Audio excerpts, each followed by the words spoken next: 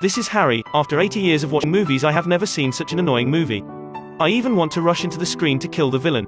He raped and killed 2 girls, indirectly killed 3 people, and shot the policeman who protected him. On the way to escape, he also tried to kill the children on the roadside. More suffocating was after being sentenced to death by the court. He said he didn't regret it. If he had known it in advance, he would have killed more people. Family members of victims offered a 1 billion yen reward to make up for his life, but the local police launched a full range of protection for him. Thousands of police cars, millions of police were willing to block the gun for him. They offered excellent police to save his life and to protect a morally degenerate person like him. Was it worth the sacrifice? The movie Harry will introduce today, Shield of Straw. I will reveal the answer to you. The story was from a powerful man in Japanese politics and with top business who issued a 1 billion reward order. 3 months ago, his 7-year-old granddaughter was killed. Police investigation revealed the number 1 suspect, in this case, was Kunihide Kiyomaru, who was just released from prison. 8 years ago, he have committed assaults and murdered girls. But even to this day, Kiyomaru was still absconding. The case had no progress. Ninagawa was angry. He published the reward notices in 3 major Japanese newspapers. Who can kill Kiyomaru will get a 1 billion yen bounty. Ninagawa, just listening to the name you would know how rich he was. 1 billion yen was just a drop in the bucket for him. But it was enough to make normal people have financial security. So, as soon as the news was published, the whole of Japan was causing a sensation. The man who harbored Kiyomaru heard the news, decisively picked up the iron rod.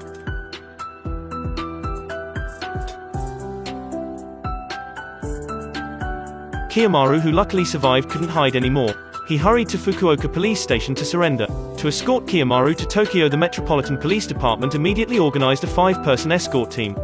Makari and Shirai were of the police department, Kamihashi, Okamura of the searching team, and Kenji Sekiya, a local police officer in Fukuoka. But on the way arriving at the police station, they heard that the man who attempted the murder got a 100 million yuan reward. This news undoubtedly stimulated all the people who were hoping for the bounty. As expected, Kiyomaru was stabbed by the detention center staff. After being sent to the hospital, he was almost poisoned by the nurse. Even when Kiyomaru was to escort his plan, many people found ways to kill him.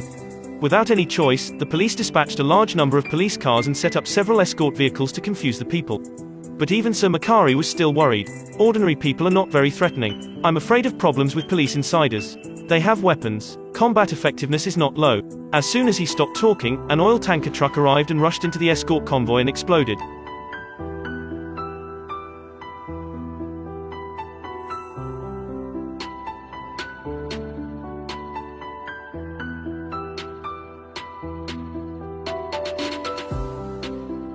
Shiraiwa quickly evacuated the escort car, but their location was also immediately exposed on the internet. 2 police officers took advantage of the chaos to get into the car and attempted to kill Kiyomaru. Thanks to Makari, who was wearing a bulletproof vest, came forward and blocked a shot. The camouflage method completely failed. Makari proposed to the top and left the army as bait. They brought Kiyomaru and changed to the Shinkansen to arrive in Tokyo. But not long after, their whereabouts were once again published online. Just the police officers and the escort team knew about the transfer plan. This meant there was a spy among them. Many people suspected each other. The team thought Kamihashi, who had always been dissatisfied with Kiyomaru, was the suspicion. Okamura felt Makari had a strong motive for the killing, because 3 years ago Makari's wife died in a car accident. The driver who caused the accident, like Kiyomaru, was a repeat offender and used to kill a person before. So Makari was likely to recall the past and turned his anger on Kiyomaru. Upon hearing this, Sekiya and Kamihashi admitted frankly they had thoughts of the murder. Sekiya's grandson was as old as the victim. Kamihashi even saw that one with his own eyes. The body was too horrible to look at. They were not the girl's parents. But the hatred of Kiyomaru, there was nothing worse than that. It was just that professional virtue did not allow him to break the law and employ legal punishment. So who leaked the secret? Okamura suddenly remembered the public official next to the commander looked something strange. It was very likely that he followed behind. But right now, it was useless to say that, because the location revealed attracting the chasers was the real problem. The gang forces broke in and shot without a word. After the fierce battle, the superb marksmanship escort team successfully defeated the rivals. But Kamihashi was shot and fell to the ground. To protect scum like him, why should we not hesitate to sacrifice ourselves? Facing Kamihashi's question, everyone was silent. But Kiyomaru laughed. Is that the violent policeman dead? Sure enough, the evil has its retribution. How ironic. The police made a shield. The criminal lived freely. Makari tried to endure anger. He knew what they wanted to protect, not only the prisoner Kiyomaru but also the professional dignity of the Japanese police. To avoid continuing to cause riots, the railway company acted on its own. It stopped at unmanned platforms. But the plan that the escort team wanted to mix in and evacuate was completely failed. They were still caught by desperados. The other side seized a little girl threateningly.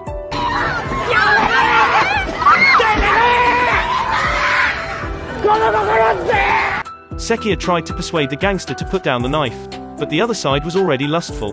His eyes turned red. Uncle Biao shot and saved the child, but he was taken away by the police for investigation.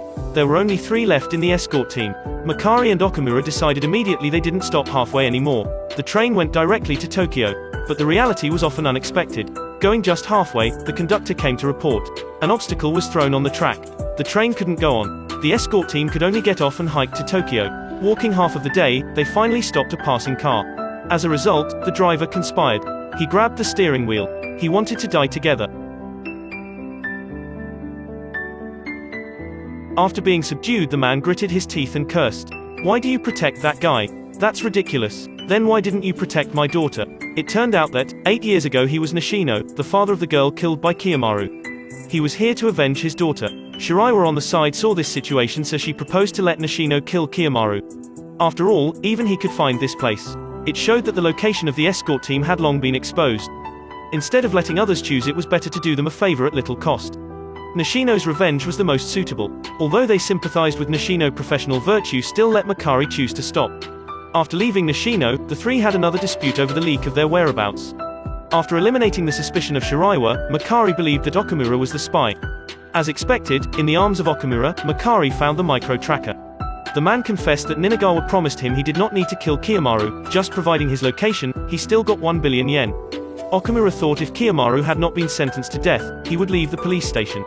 Kiyomaru would go to harm other girls. This kind of nature should be killed as soon as possible to help society. This was not unreasonable, but Makari was firm. When it came to money, it was inconceivable. "I think what you said all is an excuse."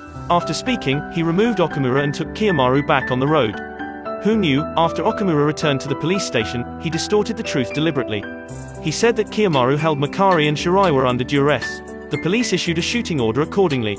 Killing Kiyomaru had become a legitimate official order. This time the people hunting for bounty turned out in full force. The escort team was hard to move. Fortunately, a taxi driver passed by and offered to help. She was content and happy, not greedy for money. They successfully passed the police checkpoint. She was still smiling and explaining the one who committed the crime was the one being forced to the dead end by indebtedness. The family was sick and needed money urgently.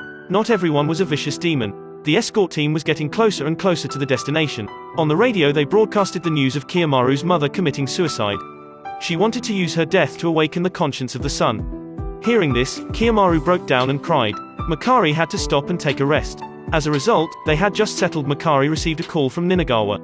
He said that as long as you kill Kiyomaru, just say how much you want, I am willing to give it. Just because of this reward, Japan was chaotic, colleagues sacrificed themselves.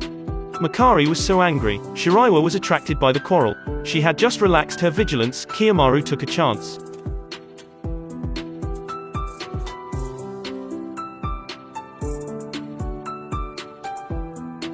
When Makari heard the gunshots and turned his head, Shiraiwa had fallen in a pool of blood. And Kiyomaru smiled. "That old lady is wordy," she finally shut up. Makari couldn't stand it anymore. He angrily rushed forward to violent Kiyomaru, but he finally held back the impulse to shoot him. Soon after, he brought Kiyomaru to the Tokyo Metropolitan Police Department.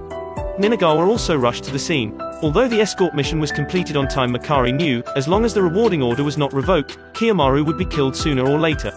So, the sacrifice of Shiraiwa and Kamihashi was nothing. But the angry Ninagawa couldn't listen to any advice. He was suffering from cancer, and he was running out of time. He just wanted to avenge his granddaughter. He raised his sword tremblingly, but Makari stopped in time. Who knew, Kiyomaru took the opportunity to check for leaks.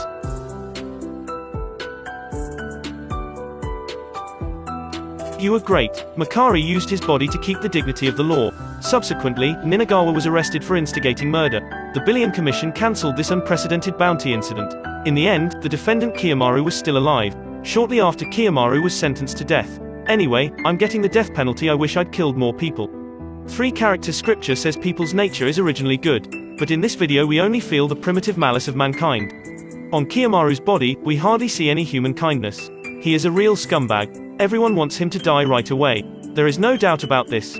But precisely because of public opinion, justice showing a one-sided situation. The existence of the law is even more necessary. If people are allowed to deal with criminals emotionally, then the moral bottom line will gradually collapse. Social order will also fall apart, give up thinking, and blindly pursue the pleasure of revenge. Those things and scum like Kiyomaru have no differences. Sticking to the end of your justice can uphold not only the dignity of the law but also the bottom line of being a person. And the so-called shield of straw is human dignity, the bottom line, and the law. It went through hardships before it was finally established and always faltering. But only being fragile can make human society continue and go further. Okay, that's all for today's story. I'm Harry. See you in our next video.